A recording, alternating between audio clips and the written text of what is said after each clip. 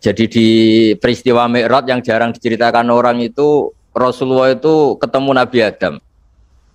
Dan Nabi Adam itu disebutkan di sini faidan an yaminihi aswidatun wa an yasarihi aswidatun.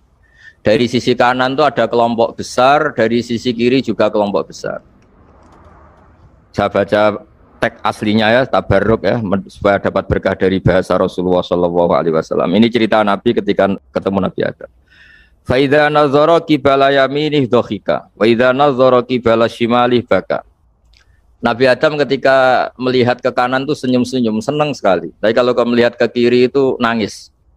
Lalu Rasulullah SAW tanya ke malaikat Jibril, itu siapa? Itu Adam. Dan yang kelompok di kanan itu ahli surga. Maka beliau kalau melihat senang sekali. Dan kalau yang di kiri itu ahli neraka. Kalau beliau melihat itu susah sekali. Artinya apa? Betapa susahnya jadi Nabi Adam itu. Jadi kalau misalnya ada koruptor ketangkep gitu ya, yang nangkep ya cucunya, yang ditangkep juga cucunya.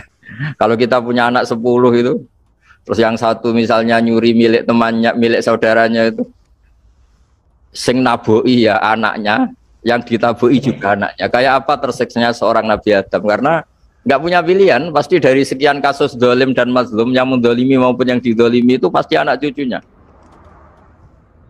Jadi betapa susahnya seorang Nabi Adam. Jadi termasuk kearifan kita sebagai manusia itu belajar dari takdir yang kita hadapi, yaitu keterbatasan kita sebagai manusia. Kita harus bisa ngelola kegagalan, terima kodok kodar. Makanya kata Mbah Mun, abahnya Gus Hasin itu sering cerita ke saya, iman itu paling dhuwur itu iman kodok kodar, khairihi wa syarrihi minallah. Kita harus punya kesiapan iman khairihi wa syarrihi minallah. Bahwa segala kebaikan, segala syar itu sudah digariskan oleh Allah Ta'ala. Kita bisa apa sebagai manusia? Jadi pertama Nabi Muhammad ketemu di as-sama idunya, langit paling dekat, itu ketemu Nabi Adam dengan kondisi seperti tadi. Kalau melihat ke kanan itu senyum, karena itu anak-anak beliau, turunan beliau yang ahli surga. Kalau melihat ke kiri itu nangis, karena itu cucu beliau yang ditakdir tidak jadi orang baik. Artinya kalau ada peristiwa sosial apa saja, yang satu zalim, yang satu mazlum, atau yang satu benar, yang satu salah, atau sama-sama benar tapi salah paham, itu semua adalah cucu Nabi Adam alaihis salam, dan itu membuat beliau kadang-kadang dohika, kadang-kadang senyum, kadang-kadang baka, kadang-kadang nangis. Jadi itu yang menjadikan tambahnya arifnya Rasulullah SAW. Saya teruskan. Qultu ya Jibril man hadha qal hadha Adam wa hadhil aswida an yamini wa an shimalih nasamu bani fa ahlul yamin ahlul jannah wal aswida allati an shimali ahlun nar fa idza nazara qibala yamini dhahika wa idza nazara qibala shimalihi baka.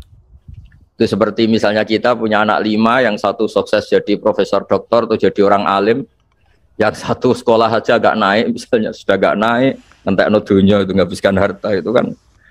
Tapi barokahnya itu mungkin kita mau jadi sombong tidak jadi itu karena punya anak yang nggak sukses. Mungkin barokahnya punya anak nggak sukses itu meredam keangkuhan kita, terus kita menjadi orang yang sopan dengan tetangga, dengan orang lain karena dipaksa punya hal-hal yang seperti itu. Jadi semua yang ditakdir Allah kalau kita ridho itu pasti baik.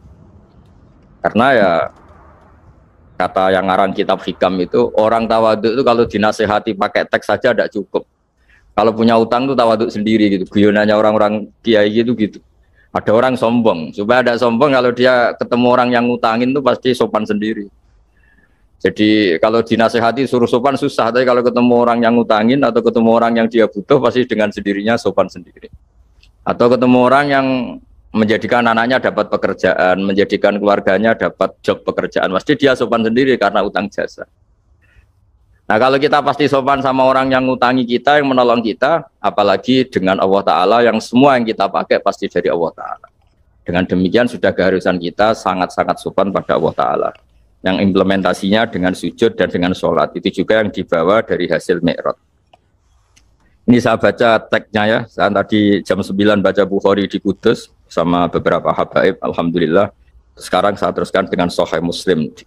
Termasuk kitab 6 yang paling dipakai ahli sunnah itu Al-Kutubus Sittah, yang paling pokok itu adalah Bukhari Muslim. Terus kemudian Naik-naik terus ketemu Marartu bi Musa alaihi salam. Ini nabinya Bani Israel. Saya kemudian ketemu dengan Nabi Musa alaihi salam.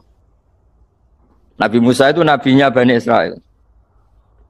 Jadi orang Bani Israel itu bawaannya itu protes. Protes itu komplain. Ketika makomnya beliau dilewati Rasulullah SAW, kelas beliau sebagai nabi, beliau nangis. Ketika nangis ditanya, "Ma yubkika, kenapa engkau nangis ya Musa?" Terus ini saya baca supaya seperti teksnya. Kata Nabi Musa, "Rabbi hadza ghulamun ba'astahu ba'di, yadkhulu min ummatihi al-jannata aktsaru mimma yadkhulu min ummati." Ini lelaki atau nabi junior, nabi yang datangnya setelah saya, mestinya senior saya. Tapi nabi ini sukses, umatnya lebih banyak masuk surga ketimbang saya. Ini yang bikin saya nangis. Jadi pikirannya Nabi Musa kalau beliau senior, beliau lebih dulu ya umatnya lebih banyak masuk surga. Ternyata enggak, masih banyak umatnya Rasulullah SAW. Dan ini gaya beliau yang suka protes itu berkah karena protesnya orang soleh. Saya ulang lagi, apa-apa kalau dilakukan orang soleh itu pasti barokah. Ketika Rasulullah dapat perintah 50 sholat, itu Nabi Ibrahim pertama yang dilewati karena di langit paling atas dibanding nabi-nabi yang lain. Itu Nabi Ibrahim diam karena beliau tidak punya tradisi protes. Semua nabi diam karena Allah memerintahkan pasti sudah bagus lah, sudah diukur kekuatan hambanya. Tapi ketika Nabi Musa, beliau orang pertama komplain. Dapat apa kamu ya Muhammad? Dapat 100 sholat, dapat 50 sholat. Apa komentar Nabi Musa? Umat saya lebih gagah-gagah, lebih keren-keren. Pernah saya uji itu tidak ada yang mampu, apalagi umat kamu. Maka kamu mintalah keringanan. Fas'alhu takhfif, kamu harus minta keringanan. Masyhur tuh riwayat itu. Kemudian Nabi minta keringanan sama Allah dipotong hanya 5. 5 masih 45, dipotong lagi 5 masih 40 sampai 9 kali pemotongan. Akhirnya jadi 5 sholat. Itu satu menjadi pelajaran bahwa hubungan dengan Allah Ta'ala itu tidak perlu malu. Karena Allah itu suka kalau dimintain. Mestinya kan dipotong 5 minta lagi sungkan, dipotong lagi 5 minta lagi sungkan, tapi ternyata berkali-kali. Bahkan ketika sudah 5 itu Nabi Musa masih bilang, "Ya Muhammad minta lagi keringanan." Jadi kalau itu dikabulkan tuh jadi tidak ada sholat itu kalau 5 masih minta. Nah, sampai Rasulullah itu tanya ke Jibril, "Ya Jibril, bagaimana dengan gaya komplainnya Nabi Musa?" Hiddah itu sering komplain. Jawabnya malaikat Jibril, "Ya roh hiddata, Allah tahu betul tentang komplainnya Musa dan Allah senang." Ya karena bawaan beliau begitu. Ini penting saya utarakan bahwa dalam Islam itu orang yang lemah lembut, yang samahah, Allahun halim kayak Nabi Ibrahim itu juga Allah suka. Yang suka komplain tapi demi hak, bukan demi konflik. Saya ulang lagi, demi hak bukan demi konflik, juga Allah suka. Itu kita menjadi dapat sholat yang hanya 5 itu barokahnya komplainnya Nabi Musa. Karena kita yang lemah ini diukur dengan umat beliau yang kuat, ternyata umat beliau tidak kuat. Barokahnya tidak kuat itu dipakai tolak ukur, apalagi umatmu ya Muhammad. Kemudian itu yang menjadikan Nabi sebagai orang yang sangat tawaduk karena yang merintahkan itu senior. Meskipun kita tahu Nabi Muhammad itu Sayyidul Awwalin wal Akhirin, tapi secara lahir, secara jusmani beliau lahir paling belakang. Dan secara lahir juga beliau Nabi paling terakhir. Jadi secara hukum adab beliau harus sopan. Tentu sopan itu jadi panutan kita. Meskipun kita tahu hakikat beliau adalah Sayyidul Awwalin wal Akhirin. Secara hakikat. Nanti kita bicara lebih jauh tentang jusmani dan ruhani. Nah akhirnya keturutan sampai 5 sholat yang kita lakukan sekarang itu barokahnya komplainnya Nabi Musa. Banyak di cerita-cerita kitab hadis. Ketika Nabi Musa ngaji sama Nabi Khidir, itu komplainnya Nabi Musa menjadi fikih yang luar biasa, kata kitab Ibnu Hajar al-Asqalani, Fathul Bari. Ketika beliau ngaji sama Nabi Khidir, kemudian Nabi Khidir itu dipinjemin perahu sama masyarakat. Sudah dipinjemin karena beliau majanan ya, dikasih gratis. Tapi di tengah-tengah perjalanan perahunya itu dilubangi. Nabi Musa komplain, "Akhirat tahali tukhriqu ahla, masa kamu lubangin padahal kamu naik, nanti gimana, kamu sudah pinjem, nggak bayar, masih ngerusak lagi, itu apa-apaan." Nabi Khidir ya rileks saja, ilmu kamu belum cukup untuk menganalisis ini. Begitu juga ada 3 peristiwa yang Nabi Musa itu selalu komplain. Apa yang dikatakan Ibnu Hajar Al-Asqalani itu kitab yang sangat bagus sekali. Justru dengan protes itu Nabi Musa punya kelas di atas Nabi Khidir, karena orang nggak boleh sukut alal mungkar, karena secara fikih orang itu nggak boleh mendiamkan sesuatu yang buruk. Kita tahu dalam aturan fikih di antara kewajiban kita adalah ingkarul mungkar, mengingkari sesuatu yang memang harus diingkari. Ya meskipun tentu tidak dengan sikap destruktif yang merusak dan apa, tapi yang nggak baik tentu kita ingkari. Perilaku Nabi Khidir yang melubangi perahu yang tidak miliknya, padahal yang punya perahu sudah menonton, itu perilaku yang nggak baik. Sehingga Nabi Musa protes. Justru protesnya Nabi Musa ini menjadikan beliau selalu di kelas fikih terbaik, yaitu ingkarul mungkar, mengingkari barang yang harus diingkari. Tapi tentu Nabi Khidir juga nggak salah, karena beliau punya perhitungan. Di depan nanti itu ada begal-begal, ada kekuatan yang nggak baik, yang selalu akan membegal perahu-perahu yang kondisinya sempurna. Nabi Khidir punya perhitungan, kalau ibarat mobil ini spionnya kok nggak dipecah, nggak diambil, itu termasuk mobil bagus, pasti digarong. Tapi gara-gara spionnya dipecah dulu sama Nabi Khidir, terus depannya dilumuri apa supaya agak menarik, ini selamat. Jadi perhitungannya Nabi Khidir, wa kana wara'ahum maliku ya'khudhu kulla safinatin ghusba. Di beberapa tafsir diartikan safinah ay sholihah, karena di depannya nanti akan ketemu orang-orang yang dolim yang selalu ngambil perahu-perahu yang bagus. Caranya gimana supaya perahu itu gak diambil? Ya karena mereka hanya ngambil yang bagus, ya dirusak dulu supaya gak bagus. Kalau ya gak bagus nanti lolos dari garong tadi, dari pengambilan secara dolim tadi.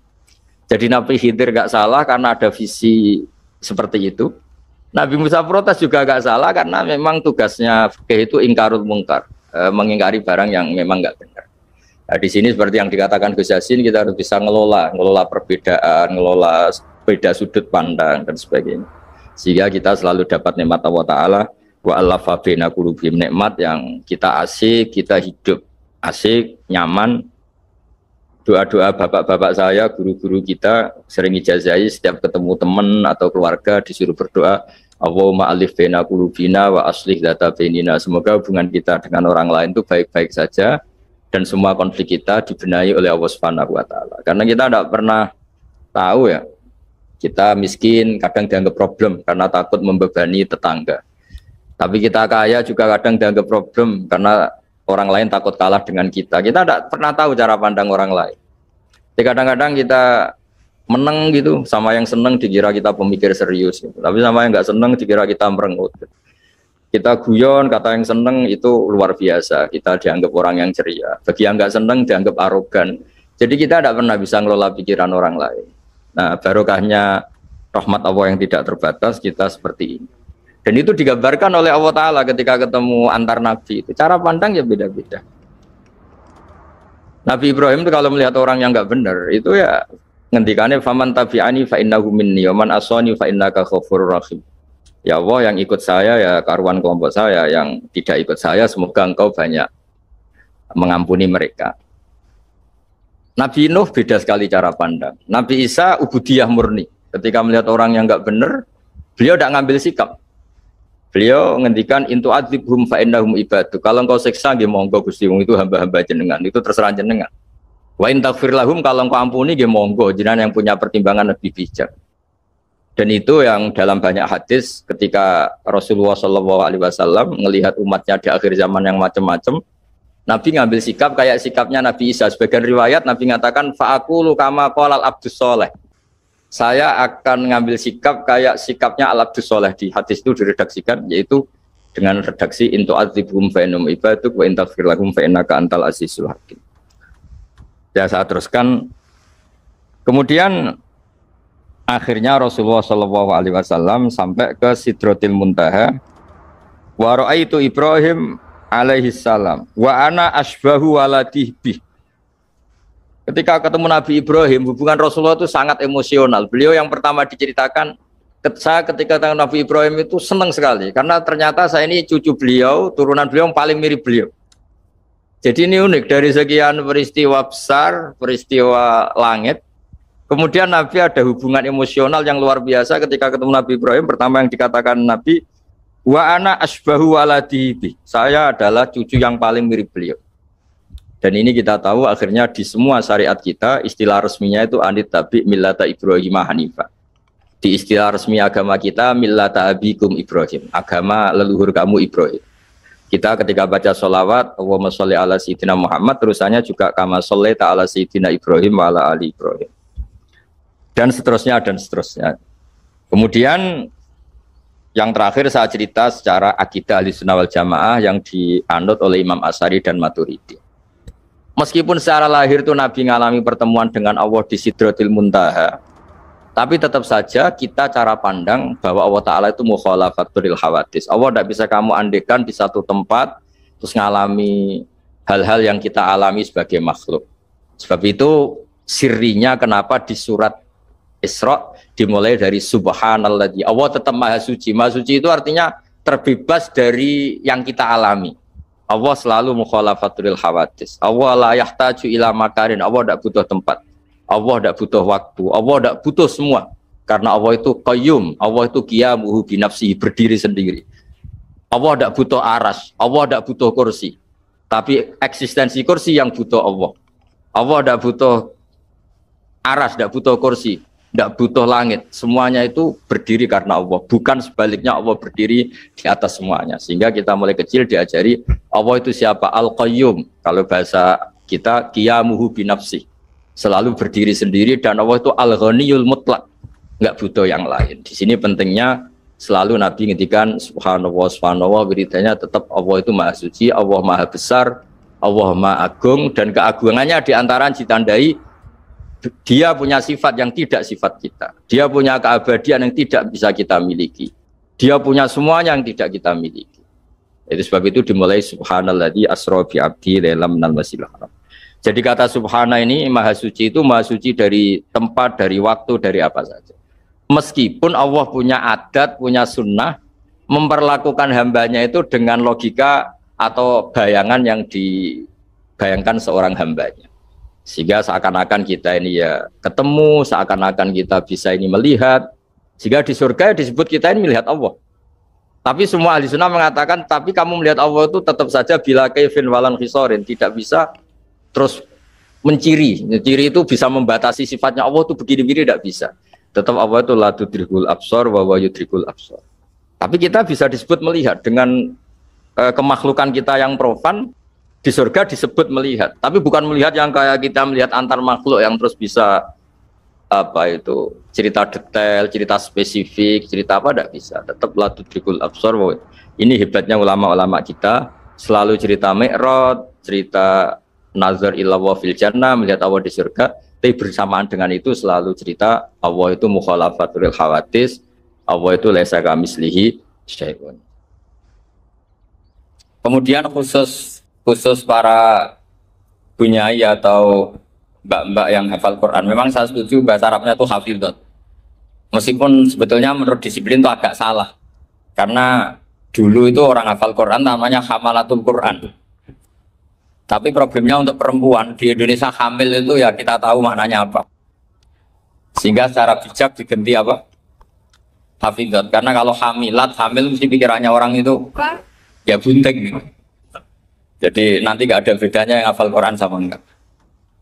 Jadi ini saya baca semua lengkap. Saya baca Arabnya terus saya terjemah dengan bahasa Indonesia. Supaya bahwa perilaku kita, kenapa wadduha baca takbir, kemudian mengakhiri wa ulaika humul muflihun, terus cara khataman itu semuanya musalsal ila Rasulillah sallallahu alaihi wasallam. Bapak saya itu dulu ngaji sama mbahnya Neng Ima itu sama Mbak Dola Salam. Sebelumnya ngaji sama buyut saya dari Ibu Kiai Zubaidi. Jadi ini penting saya utarakan, jadi sanad itu penting. Sekarang banyak pondok Quran itu hanya dilatih pakai kaset. Tapi karena nasional ya namanya pondok Quran. Kamu ngeritik nanti dikira hasud. Kalau setuju itu merusak tradisi karena nggak ada apa sana. Kalau diam manusia kalau tidak punya sikap ya sudah gitu aja, nanti jadi fitnah. Ini saya baca ya. Bismillahirrahmanirrahim. Wa qatit tafaqat al-khufadhu ad-dhihni wa ghairuhu. Bi an hadits takbiri lam yarfa'u ila nabi sallallahu alaihi wasallam illal basir. Farwaina an huji asani tamu ta'addidatin annahu qala sami'tu Ikrimah bin Sulaiman yaqul qara'tu ala Ismail bin Abdillah al-Makki. Falamma balaghtu wadduha qala li kabbir inda khatimati kulli suratin hatta takhtima. Jadi ini riwayat Qiraah Ibnu Katsir yang dipakai kita semua. Ketika ngaji sama gurunya, wadduha selesai, kata gurunya kabir, kamu harus baca takbir. Ini dengan kalimat Allahu Akbar. Fa inni qara'tu ala Abdillah bin Katsir, falamma balagtu wadduha qala li kabir. Saya ngaji sama Abdul bin Katsir juga diperintahkan demikian. Abdul bin Katsir ngaji sama guru-gurunya, di antaranya Imam Mujahid, fa amarahu bidzalik, ya disuruh seperti itu. Wa akhbarahu Mujahid anna Ibnu Abbasin amarahu bidzalik. Ibnu Abbas bilang ya seperti itu. Wa akhbarahu Ibnu Abbasin anna Ubay bin Ka'ab, itu sahabatnya Nabi, amarahu bidzalik. Wa akhbarahu Ubayyun anna Nabiyya sallallahu alaihi wasallam amarahu bidzalik. Jadi ini jelas perintah takbir itu musalsal dari kita sampai Rasulullah sallallahu alaihi